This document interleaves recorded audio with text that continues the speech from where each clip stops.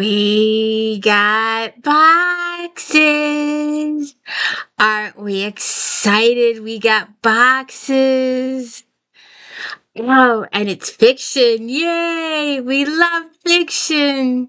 Welcome to the D. Louise book series. I'm Christina, KOSTINA. This is where we read books, talk about books. No fancy smancy stuff going on here. No fancy editing, nothing. And we picked this box up and we ripped the handle. So now we gotta pack it back up. Do you want to know what was in it? We got the books right here. I haven't even looked at them yet. Are you ready?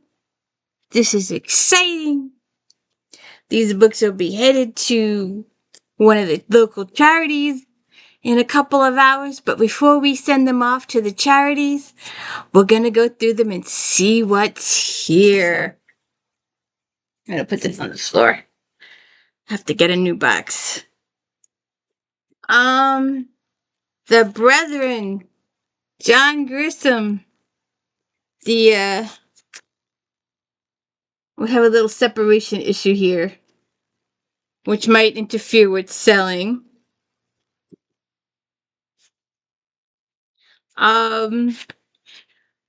Trumbull is a minimum security federal prison, a camp home to usual assortment of relative harmless criminals, drug dealers, bank robbers, swindlers, embezzlers, tax evaders, 2 Wall Street clerks, 1 doctor, and at least 5 lawyers.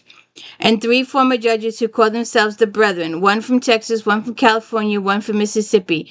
They meet each day in the law library, their turf at Trumbull, where they write briefs, handle cases for other inmates, practice law without a license, and sometimes dispense jailhouse justice. And they spend hours writing letters. They are fine-tuning a mail scam, and it's starting to work. The money is pouring in.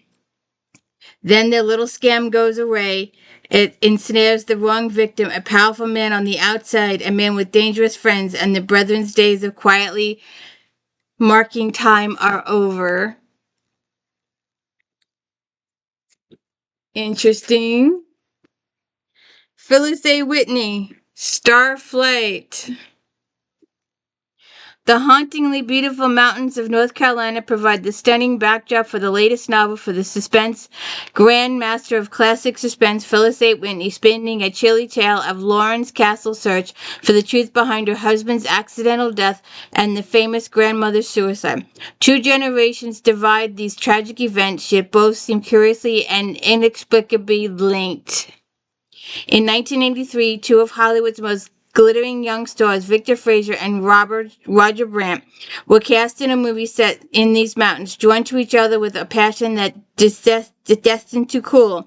Their ill-fated affair ended with the birth of an illegitimate daughter, Victoria's death, and the end of Roger's career. Ostracized by the movie industry, judged morally corrupt by his fans, Roger Brandt stayed on the North Carolina, but still the scandal became the stuff of Hollywood legend.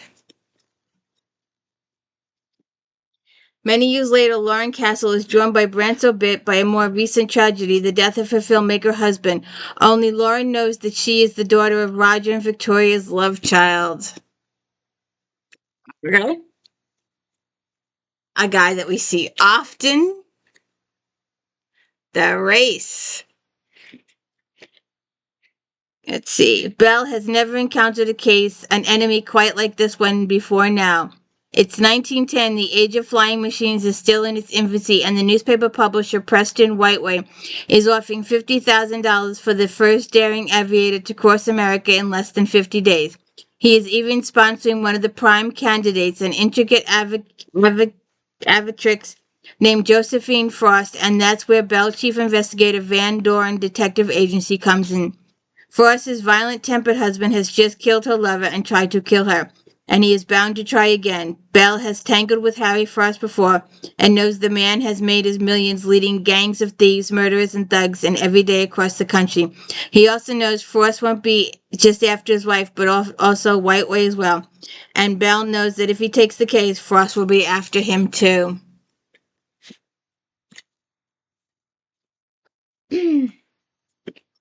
Lawrence Sanders, McNally's Dilemma. Playboy Joffrey Williams is dead, but it's not a search for the killer that brings Archie McNally to the case. The lovely Melva Williams readily admits to the crime crime of passion. After finding Jeff in a precarious position with an attractive young woman, she pulled the trigger on husband number 2. It sounds like an open and shut case for McNally and Sons Department of Discreet Inquiries until Melva asks Archie to shield her daughter Veronica from the press and paparazzi. Gallant Archie takes the case and escorts grown-up and gorgeous Veronica home to the McNally manse. Rumors fly, and some of them may be true.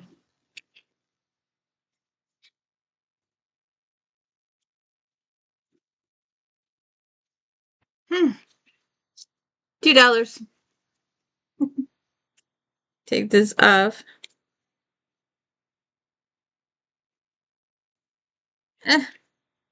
The House of Fortune, Jessie Burton. Let's see. Amsterdam in the year 1705. It's Thea Brandt's 18th birthday. She's ready to welcome adulthood with open arms, but life at home is increasingly difficult. Her father, Otto, and her Aunt Nella argue endlessly over financial fate, selling off furniture in a desperate attempt to hold on to the family home. As catastrophe threatens to engulf the household, the Thea seeks refuge in Amsterdam's playhouses. She loves the performances, and the stolen moments afterward are even better. In the back rooms of her favorite theater, Thea can spend hours, few precious moments with her secret lover, Walter, the chef set painter, a man adept at creating the perfect environment for comedies and tragedies to flourish. The thrill of their hidden romance offers Thea an exacting distraction from home, but it also puts her in the mind of another secret that threatens to overwhelm the present. Thea knows her birthday marks the day her mother Marion died in labor. Thea's family refuses to share the details of this story. Okay.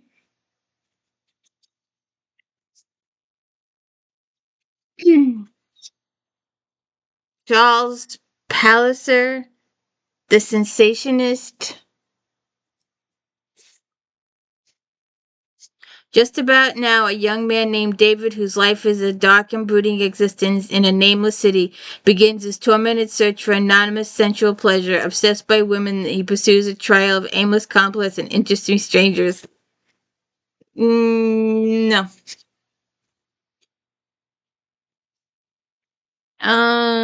Robert James Waller, Border Music. Most people don't run out the back door of a place called the Rainbow Bar in Dillon, Minnesota, with someone they don't even know, get in a pickup truck, drive all day, and end up without any clothes in a motel room. But that's what Texas Jack Carmine did with Lydia Lobo. It was the kind of thing Jack was famous for. People knew who Texas Jack Carmine, such as songwriter Bobby McGregor and Jack's uncle Vaughn Romer back in Iowa, call him God's only freeborn soul, rider of the summer roads, traveler of the far places. Mm-hmm.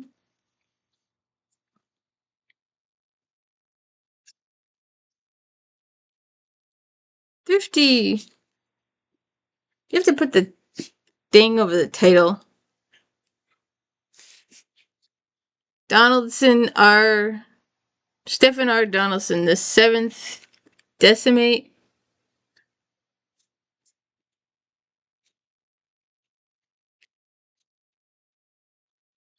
For centuries, the realms of Belliger and Amica have been at war, with sorcerers from both sides harassing the Decimates to rain blood and pain upon their enemy, but somehow, in some way, the Amicans have discovered and revoked a 7th Decimate, one that strips all lesser sorcery of its power. And now the Belgrins stand defenseless. Prince Bifet, eldest son of the Belgrin king, would like to see the world wiped free of sorcerers.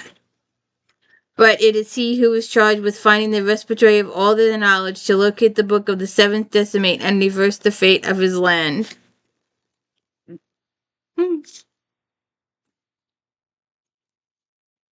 We've seen her often. Jude Deveraux.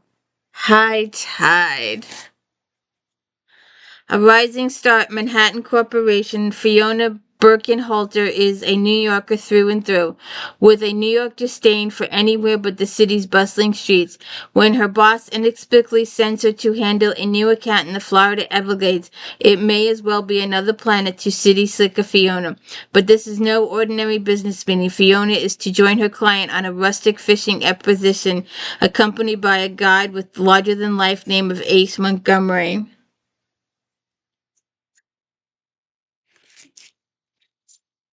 You're gonna take someone from Manhattan and put them on a Florida fishing boat? Oh, good grief. Having been in Manhattan.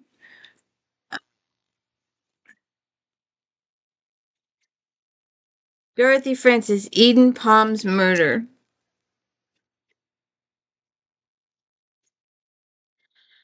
Wannabe singer and songwriter Bailey Green arrives in Key West, Florida at the invitation of her benefactor Francine Shipton, planning to live in Francine's guest cottage on her Eden Palms estate, only to find that Francine has been murdered. Neighbor Winton gravely discovered Francine's body lying at the foot of a stairway at the Eden Palms mansion with a black snake stuffed down her throat. Murder suspects are Francine's son Zach, who will inherit her estate, and her neighbors, Dr. Gravely, who operates a private clinic for the wealthy, Tucker Tisdale, a funeral director, glorious realtor Courtney Lusk, and Yardman Mitchell. Bailey's Green's brother, now living under the federal witness protection program to hide him from drug dealers. Francine has angered her neighbors by planning to donate Eden Palms as a safe house for the homeless. Go ahead.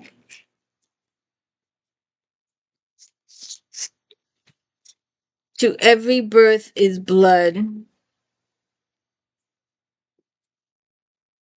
Morgan Serote's first novel to be published in the U.S. is a smoldering indictment of South Africa's subjugation and exploitation of the black majority.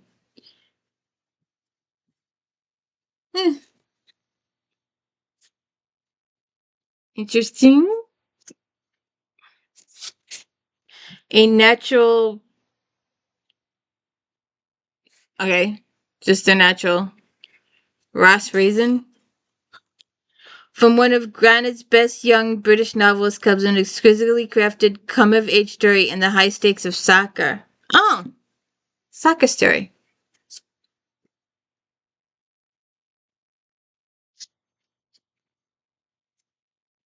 Tradition of Deceit. Curator Chloe Elfson is off to Minneapolis to help her friend Ariel write the proposal for a controversial restoration project. The Minnesota Historical Society wants to convert an abandoned flour mill currently used as a shelter by homeless people into a museum. But when a dead body is found stuffed in a grain chute, Chloe's attention turns from milling to murder.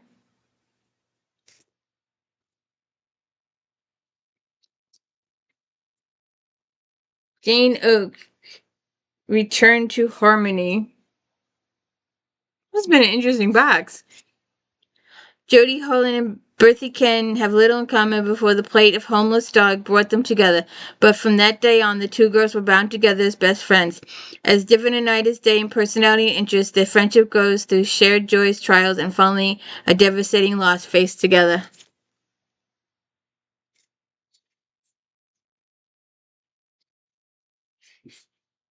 The Lost Boys, ELYON, Ted Dekker. I can't see this. Sheeta has one blue eye and one purple eye. No one fully knows her story, but her mere gaze eats away the core of one's being. In his quest for power, Jonas now finds himself in intoxicating grip. Assumed identities, a magic mullet, control of a fearsome Shakai bat, and troubling alliance with the Dark Priest all converge against the three remaining chosen. Okay.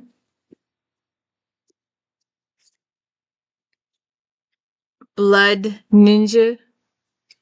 When his father is murdered, Taro is rescued by a mysterious ninja and finds himself at the center of an ancient conflict between the ruling lords of Japan.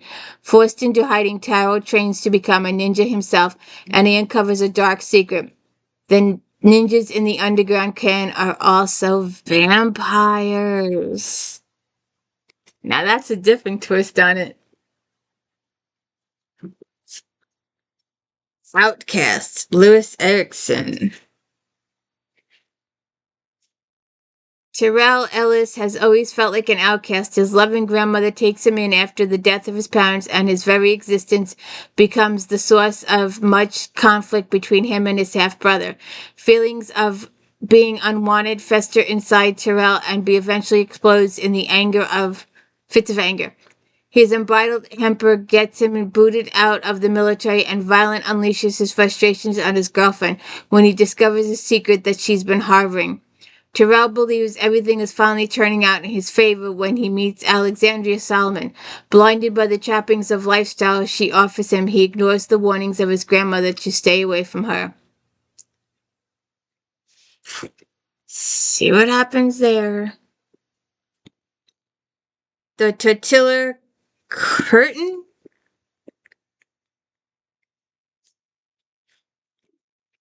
Timeless yet passionately of our time, Tortilla Curtain is a richly and deeply moving story of the good and not so good, the haves and haves not, men and women with brown faces and strong backs who risk everything to cross the Mexican border and invade American dream are the Okies of the 90s.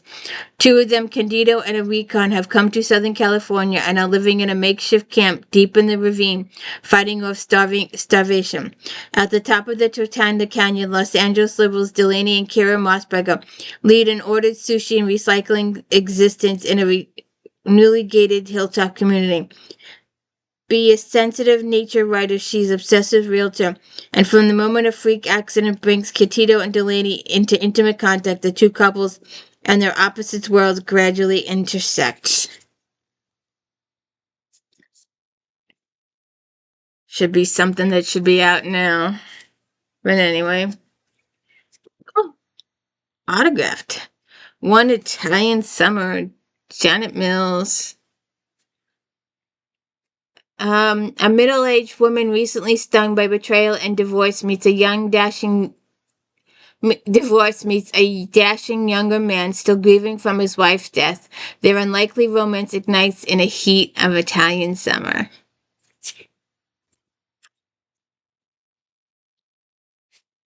The Glass Magician, the Tannish Empire Trilogy, Book 1. Nadim comes to her power early. A potent illusionist like her aunts recognize her powers and recruit her for secret cadre missions of assassins. Despite her training, Nadim still questions the orders she receives, even those coming from the Emperor himself.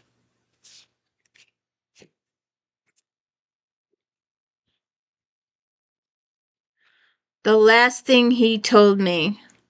Laura Dave. Before Owen Michaels disappears, he managed to smuggle a note to his beloved wife of 1 year. Protect her. Despite her confusion and fear, Hannah Hall knows exactly to whom the note refers. Owen's 16-year-old daughter, Bailey. Bailey, who lost her mother tragically as a child. Bailey, who wants absolutely nothing to do with her new stepmother. As Hannah increasingly desperate calls to Owen go unanswered, as the FBI arrests Owen's boss as a U.S. Marshal and federal agents arrive at her Sausalito home unannounced, Hannah quickly realizes her husband isn't who he said he was, and Bailey just may hold the key to figuring out Owen's true identity and why he disappeared. Interesting. And the last book in the box. Grania, She-King of the Irish Seas, Morgan Llewellyn.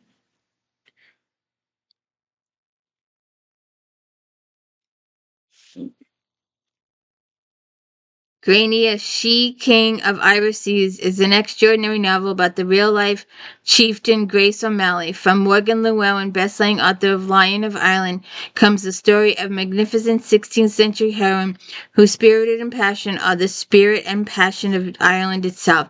From her early childhood, when she forces herself to learn to swim better than any boy, Grania, Gaelic for Grace, proves she's no ordinary female, and she lives in extraordinary times. So even as Grania raises as her clan unofficial head and breadwinner and learns to love a man, she enters a lifelong struggle against the English forces of Queen Elizabeth, her nemesis and alter ego. Sounds interesting. Was that a good box or a bad box? Have to let me know. Was it interesting? It was interesting. I found it interesting. Did you find it interesting? I found it interesting. Don't forget to check out my if-thens